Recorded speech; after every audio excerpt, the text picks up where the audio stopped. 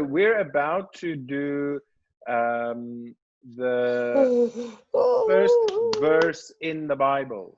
Wir sind jetzt dabei, den allerersten Bibelvers zusammen zu machen. Wow, ist das gut? Yay, they are clapping hands at you. And your homework then is to do the rest of the Bible before next week.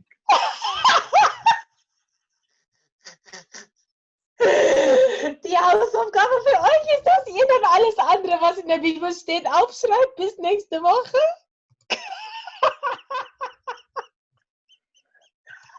They are not clapping hands for you anymore. So here in green we have the first verse in the Bible written. In grün hier seht ihr, das ist der erste Bibelvers hier aufgeschrieben. And we can start with the first word, but I first want to show you that in Hebrew, the first verse is Bereshit, bara Elohim et hashamayim ve'et haaretz. And this is 7 words. 1, 2, 3. Oh, let me do it a bit thinner. 1, 2, 3, 4, 5, 6, 7. If you don't know where Genesis is, it's there quite in the beginning of your Bible. Wenn ihr nicht wisst, wo 1. Mose ist, das ist ziemlich am Anfang in eurer Bibel. So how many words is that in German? 9. 9. Yes. In English, it is 10.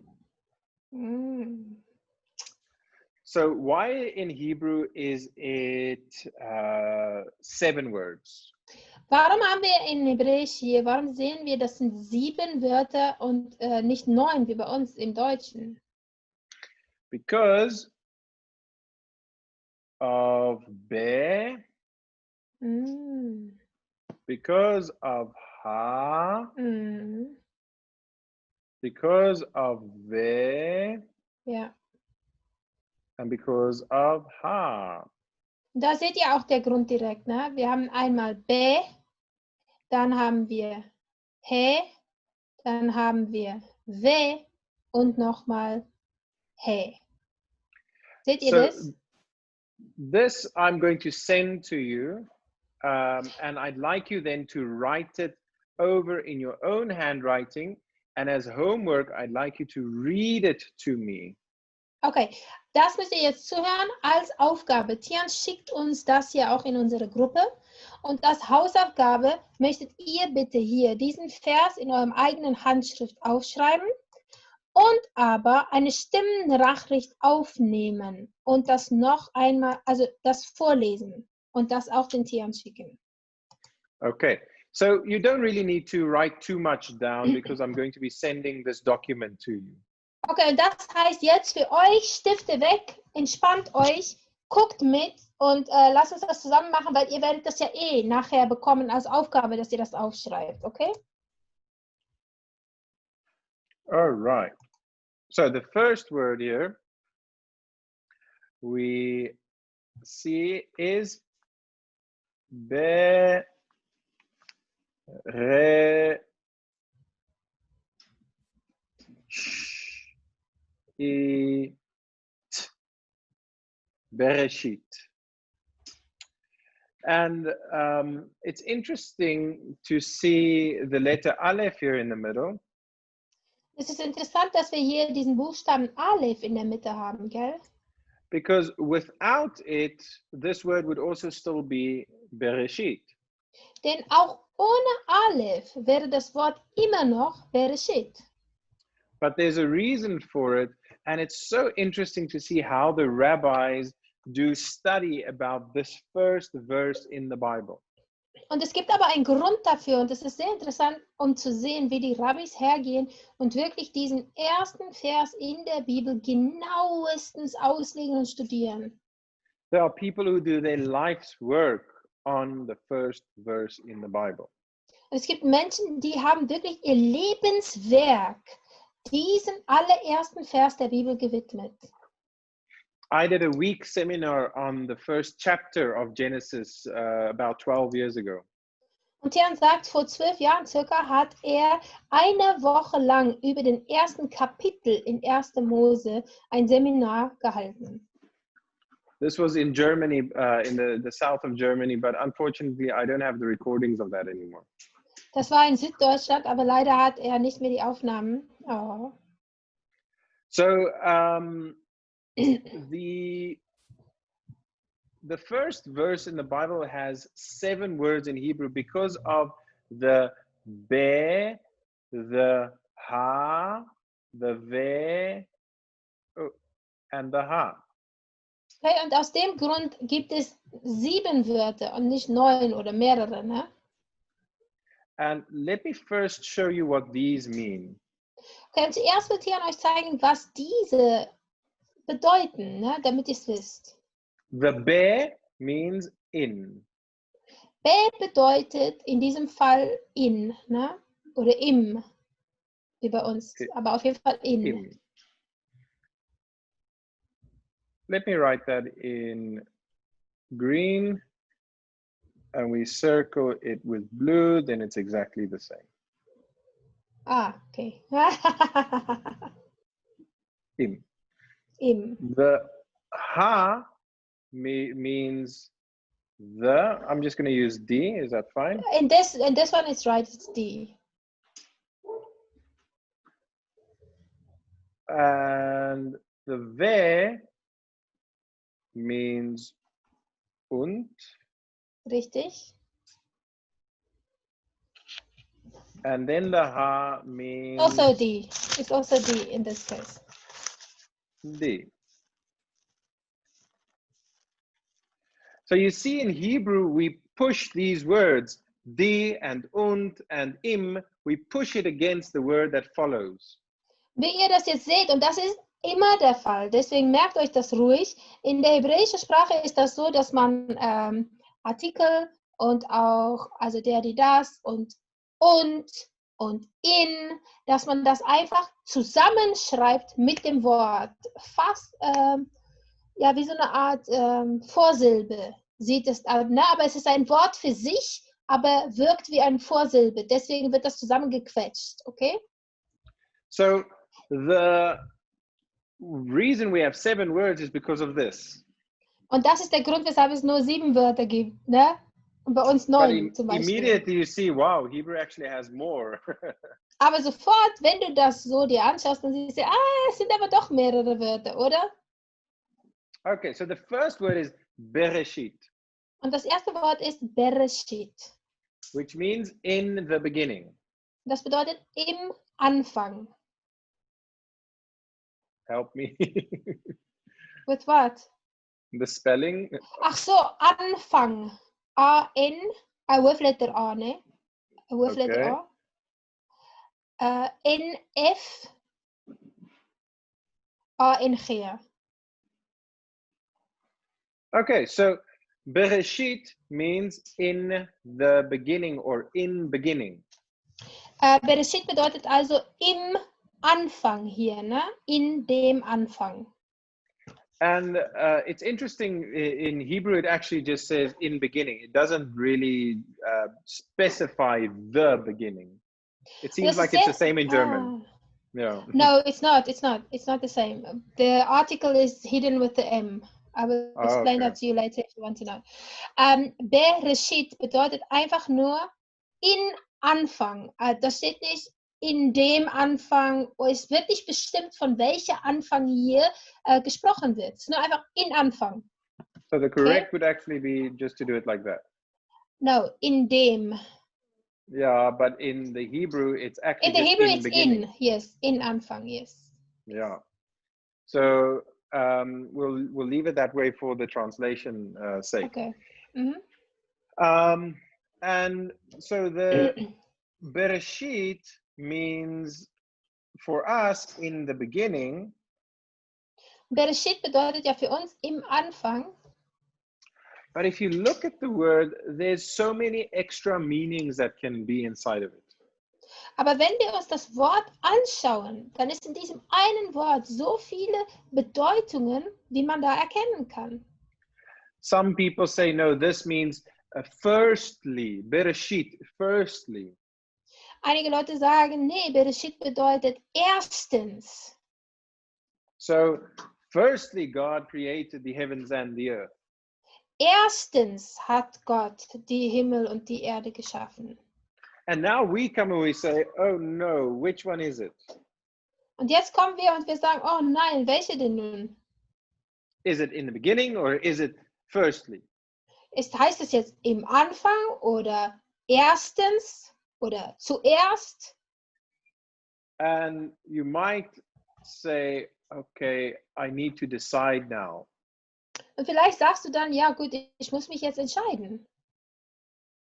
But in Hebrew, our mindset is, if both of them are acceptable, we don't need to debate about which one it is. Aber in der hebräischen Denkweise ist es so, dass man sagt, wenn beide Auslegungen annehmbar sind, brauchen wir gar nicht darüber zu debattieren, welche Auslegung denn nun richtig ist.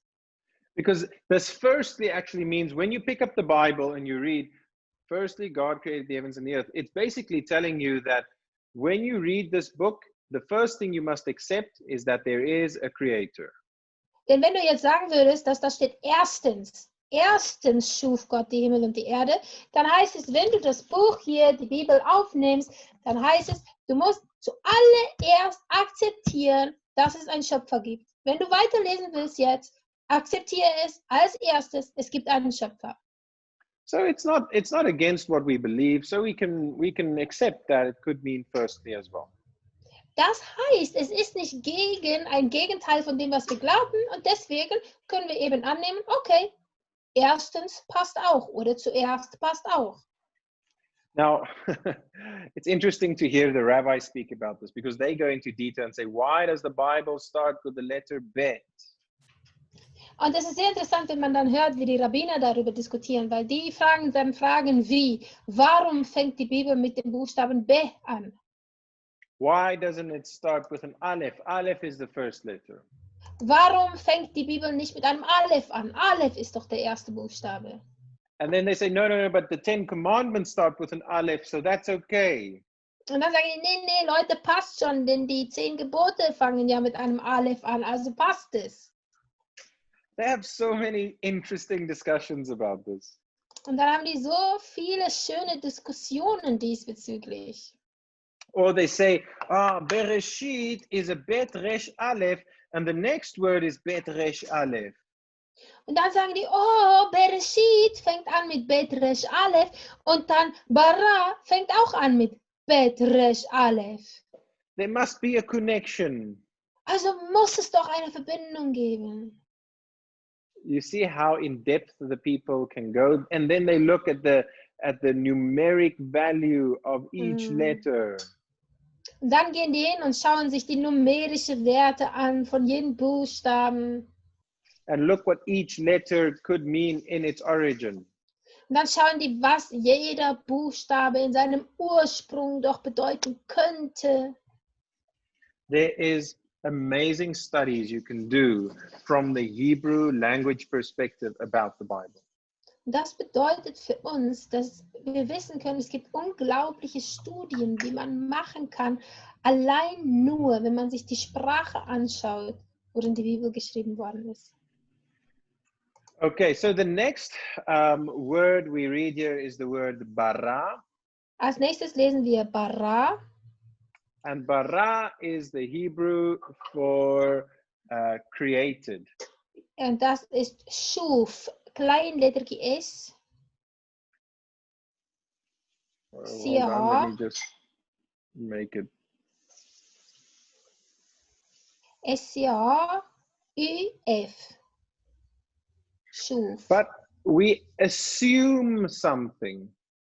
Aber wir nehmen etwas an hier. We assume he created.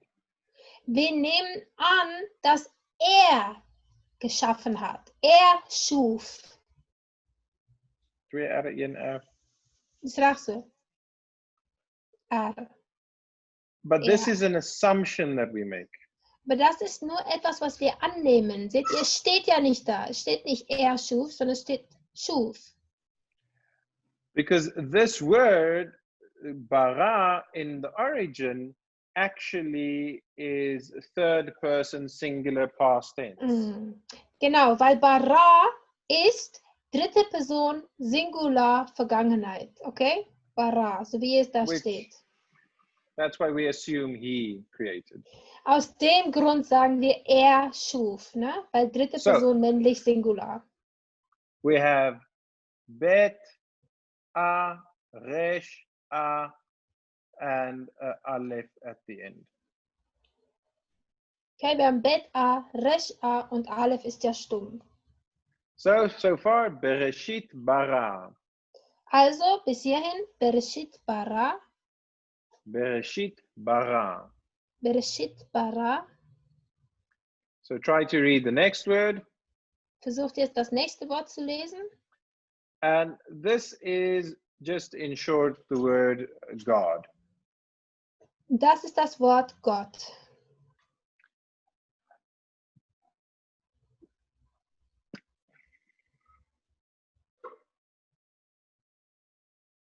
So Bereshit bara, God. Also, Bereshit bara, Gott. In the beginning, he created, and who is this he? God. Im Anfang schuf er, und wer ist dieser er? Das ist Gott. But this is a strange word, the way it ends. Aber das Wort ist irgendwie komisch, so wie es hier endet. So first we have aleph, no sound. Wir haben ein Aleph, stumm. Then we have the e. Dann haben wir Ihr habt gesehen, verschiedene Vokalschreibweisen, ne? You remember this e? Ihr erinnert euch an diese Let's make sure you remember the e. Lasst uns sicher gehen, dass ihr euch an diese erinnert. You remember this e? Erinnert ihr euch an diese Okay. Jetzt, ne? Vage. We haven't used it a lot, but it is there. Wir haben das so gut wie noch gar nicht benutzt, ne? Aber es gibt's. Okay. So, e,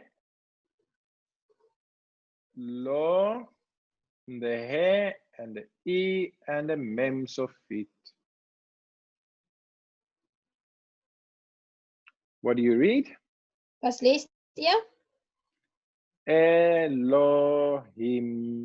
Elohim. Now, Elohim is a strange word because this im at the end is actually the way we make a word male plural in Hebrew.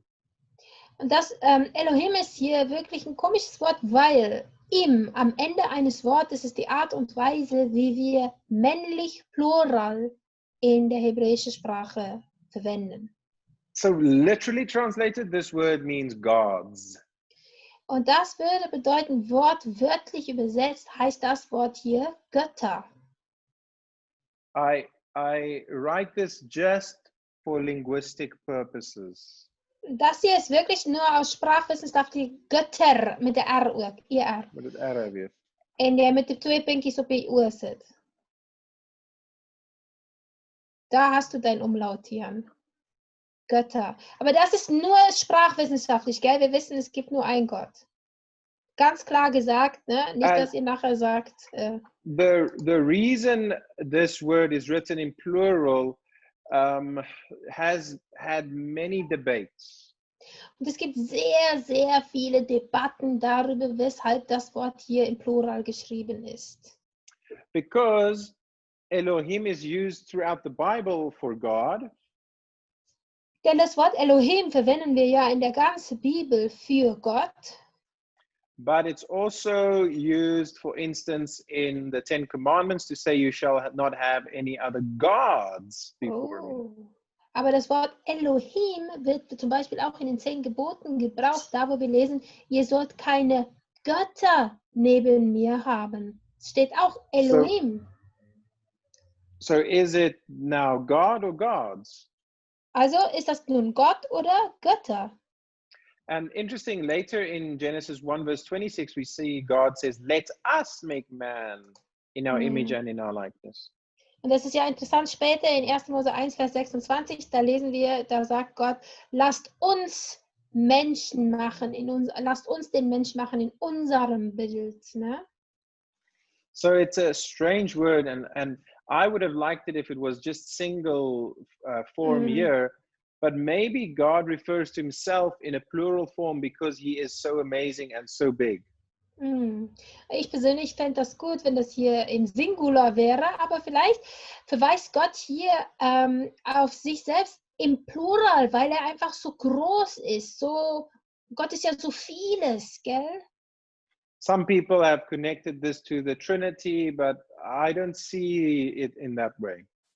Einige Leute nehmen das hier gerne als Beweis für die Trinität oder Dreieinigkeit, aber ich persönlich sehe das so nicht. All I know is John 1 verse 1, 1 verse 1 and 2 and 3 says, in the beginning was the Word, and the Word was with God, and the Word was God, and through him all things were created. Und das Einzige, was ich weiß, ist, dass in Johannes 1, Vers 1 bis 3 steht, im Anfang war das Wort und das Wort war bei Gott und das Wort war Gott und durch ihn ist oder ohne ihn ist nichts geschaffen worden, was geschaffen worden ist. Durch ihn ist alles geschaffen worden. But we need to know actually the next word to understand this better. Aber dafür müssen wir das nächste Wort uns anschauen, wenn wir das da besser verstehen wollen. It's a very short word. Das ist ein ganz kurzes Wort. Aleph has no sound, do you remember? Aleph ist tonlos, stumm. And then we have the Dann haben wir and the tav. Und tav. And this is just et, just pronounced Das as ist et. Das ist einfach nur et. But this word et does not have a translation into English or German.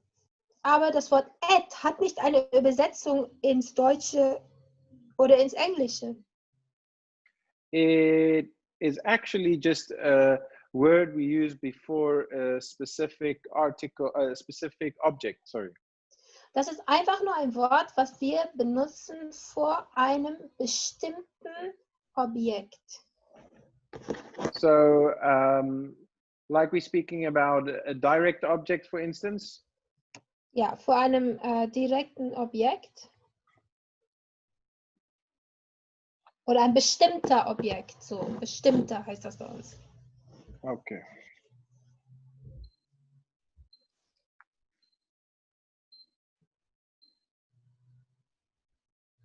I'll use my notes from Gila. Did I do it right? Die K vergeet. Ja, die K vergeet. Like this? Ja. Okay.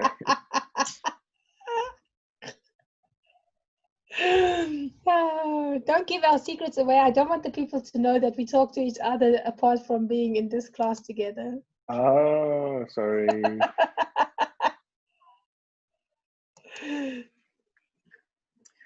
So this word does not have a translation.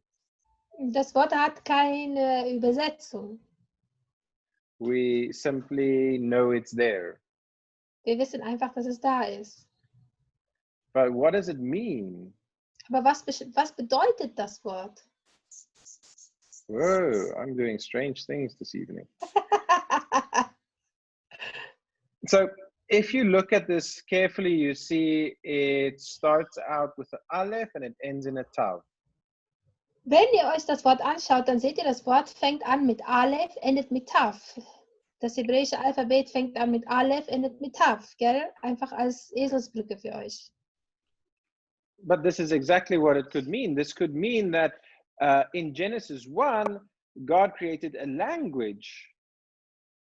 Okay, aber genau das könnte es auch bedeuten. Es könnte bedeuten, im Anfang schuf Gott das Aleph Tav, die Sprache. And so if I would have to give a translation for this, I would say this has to do with the language.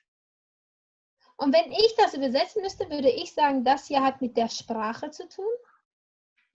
or it has to do with time, oder mit Zeit, because this is the beginning and the end. weil Aleph Tav ist ja auch Anfang und Ende. And this is what Yeshua calls himself. He says, I am the Aleph and the Tav. Und das ist das, was Yeshua ja auch über sich selbst sagt. Er sagt, ich bin Aleph Tav. Das wird oft übersetzt als Alpha und Omega, gell? Aber Aleph Tav sagt er da. So he is this Aleph Tav. Er ist also Aleph Tav. So there are people who view it this way, that in the beginning, God, together with Yeshua, created the heavens, and together with Yeshua, created the earth. Und aus dem Grund gibt es viele Leute, die diesen Vers dann so auslegen, wenn sie sich das in Hebräisch anschauen und sagen, im Anfang schuf Gott zusammen mit Yeshua die Himmel, zusammen mit Yeshua die Erde. Because you see, this exact word that's used here is used just here below. Denn ihr seht genau das Wörtchen, was da gebraucht wird, sehen wir wieder hier unten. Ihr erinnert euch, wer ist ja und, ne? Deswegen und et, ne? Seht ihr das? So the same word is repeated. Das gleiche Wort wird hier wiederholt. Before heavens and before earth. Bevor er uns sagt, die Himmel und die Erde. So linguistically, this means in the beginning, God created these heavens and this specific earth. Und sprachwissenschaftlich gesehen oder sprachlich betrachtet bedeutet das, im Anfang schuf Gott diese bestimmte oder die bestimmten Himmel, Plural, und die Erde, diese bestimmte Erde. But spiritually, we can say, in the beginning, God created a language, and with this language, he created the heavens, and with this language, he created the earth. Aber geistlich gesehen können wir sagen, im Anfang schuf Gott eine Sprache und mit dieser Sprache schuf er die Himmel, mit dieser Sprache schuf er die Erde. Have you ever thought of it? God says 10 times in Genesis something, and then it's created. Habt ihr jemals darüber nachgedacht? 10-mal in 1. Mose lesen wir, und Gott sprach, also Gott redet, und die Sache wird geschaffen. Quite interesting. Sehr interessant, oder? Which language did he speak? Welche Sprache hat Gott gesprochen? Hebrew, maybe? Vielleicht Hebräisch? Okay, and the time, when was time created? Und die Zeit, wann ist die Zeit geschaffen worden? Not on the 4th day when the sun, the moon, and the stars were created, because there were 3 days before then. Nicht erst am 4. Tag, als die Sonne, der Mond und die Erde geschaffen worden ist, gell? Weil dazwischen sehen wir ja 3 Tage davor, ne? I don't mean to explode your head, but that's true.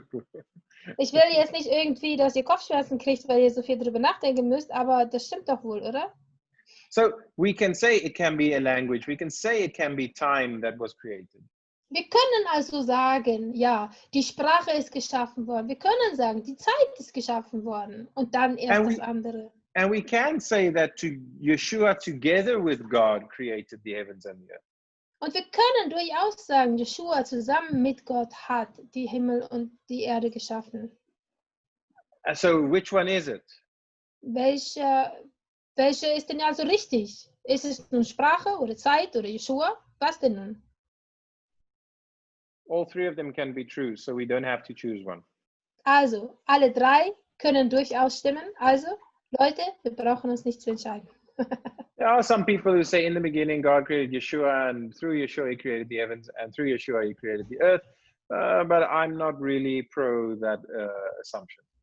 Es gibt einige Leute, die sagen, im Anfang hat Gott Yeshua geschaffen und durch Yeshua dann die Himmel, durch Yeshua die Erde, aber ich bin nicht pro diese Meinung.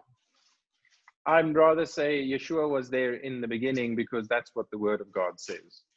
Ich sage vielmehr, im Anfang war Yeshua schon da mit Gott, weil das ist das, was sein Wort sagt, gell? Okay, so now we just need to learn the next. We already learned this, which is verwendet. Now we just need to learn ha. And then how you pronounce heavens in Hebrew. Ha und dann wie spricht man Himmel, also die als Plural, ne? Himmel aus in Hebräisch? Die Himmel? Ha, sha, ma, yim. Yim. Is it hoofletter? Ja. Mit 2 M? Ja. Okay. Ve'et. So we again have this idea of the specific Wacht, object. en met dit S aan die einde sit in plaas van die R. Hulle het my gekorrek. Ek gaan nou, ek weet nie waar jy is nie. O, by die ding, by die object. Want as 'n S sit in plaas van die R. Ah, bestimmt is. Okay. Ja, das Objekt. Maybe I wrote incorrectly. I don't know. No, I don't think so, but okay, thank you for taking the blame. I wrote so quickly from the WhatsApp, so maybe. Okay.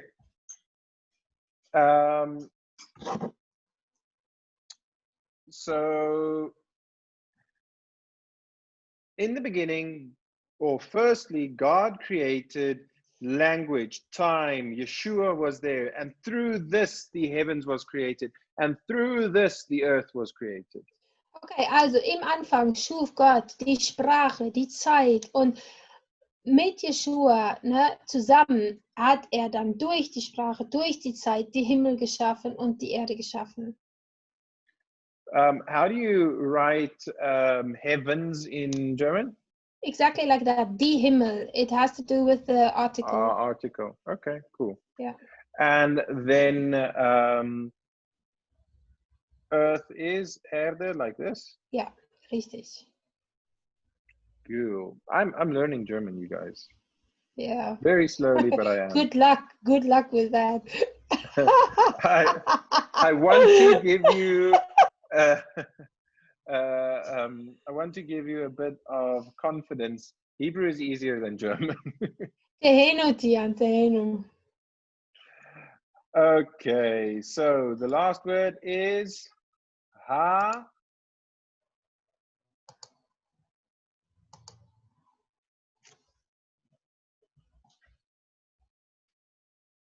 Well done, Tiaan. I need to remember these things, you know. Mm-hmm. So haaretz. Okay. Haaretz. So there's so much we can study in the Hebrew language when we look at what the original says. Das bedeutet, wir können so viel lernen aus der Bibel, wenn wir uns anschauen, was in der ursprünglichen Sprache alles mit drin steht, gell? I only spoke now for about half an hour on this first verse in the Bible. There are rabbis who would keep you busy for weeks. Und Tiaan hat jetzt eine halbe Stunde gesprochen über diesen ersten Vers in der Bibel. Es gibt Rabbiner, die können wochenlang über diesen ersten Vers lehren und sprechen. And I can keep you busy with it for a long time myself, but the truth is, I just want to show you how rich the Hebrew language is. Und ja, Tiaan kann euch auch jetzt beschäftigt halten, noch weiter über diesen Vers, in dem wir so vieles anschauen, aber er möchte einfach, dass ihr seht, wie reich die hebräische Sprache ist, ja. I hope you enjoyed that just as much as I enjoy teaching Hebrew and teaching the Bible from the Hebrew language perspective. Ich hoffe, du hattest genauso viel Spaß, wie ich Spaß dabei habe, wenn ich Hebräisch unterrichten kann und wenn ich das aus der biblischen Perspektive machen kann. We have a lot of material on the Hebrew language and the Bible from this culture and language perspective on kolkala.com. Und wir haben ganz vieles an Materialien über die hebräische Sprache und über die Bibel aus eben jener Perspektive auf kolkala.com. And if you're interested in learning Hebrew, you can write to me and I will help you to maybe fall in with a class or follow some lesson of us somewhere. You can write to Tiaan@HebrewPeople.com. Und wenn du Interesse daran hast, die Sprache zu lernen, dann kannst du mir gerne schreiben, tiaan@hebrew-people.com, und dann können wir schauen, in welche Klasse wir dich unterbringen können oder wo du dir die Aufnahmen anschauen kannst. People often ask us, how can they support us? You're welcome to go onto our website, hebrewpeople.com, and you'll see there is a donate button. If you click on it, you'll see all our banking details, and that's it. We don't need to then send you everything personally. It's there for you to see whatever you'd like. Und die Menschen stellen uns häufig die Frage, wie sie uns finanziell unterstützen können. Nun ja, wenn du auf hebrew-people.com gehst und du gehst auf die deutsche Seite, dann gibt es dort ein Knöpfchen, das heißt Spenden. Und wenn du darauf klickst, hast du alle Kontodaten von uns. Dann brauchst du uns also nicht mehr anzuschreiben, du brauchst nicht mehr nachzufragen. Du kannst einfach dann geben, wann der Herr es dir aufs Herz legt. So as we say in Hebrew, Shalom. Und wie wir das auf Hebräisch sagen, Shalom.